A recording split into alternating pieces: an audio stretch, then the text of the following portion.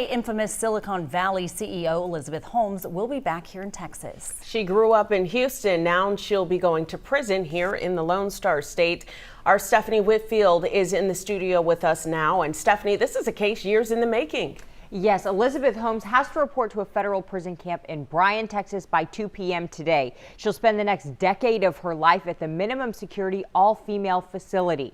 Holmes was one of Silicon Valley's most celebrated entrepreneurs, but you may not realize she was raised here in Houston. Her dad worked for Enron and she graduated from St. John's. Her company, Theranos, claimed to be able to scan for hundreds of diseases and health problems with only a few drops of blood. But it was a scam. The technology never worked. Her story is already the subject of documentaries and a show on Hulu. Now, Holmes and her business partner are convicted of fraud and conspiracy.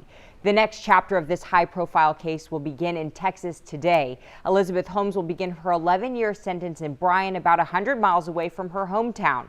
She'll be separated from her 2 young children who were born while the criminal trial was unfolding. Now, in addition to the prison sentence, she and her partner have also been ordered to pay back more than $450 million in restitution to the investors they duped. Dave, back to you. Stephanie Whitfield, thank you very much. CBS Mornings will have more on this story coming up in just 30 minutes, including how Holmes has tried to reshape her image in the wake of the guilty verdict and what a former white-collar criminal says her time behind bars will look like. Again, that's coming up on CBS Mornings at 7 o'clock.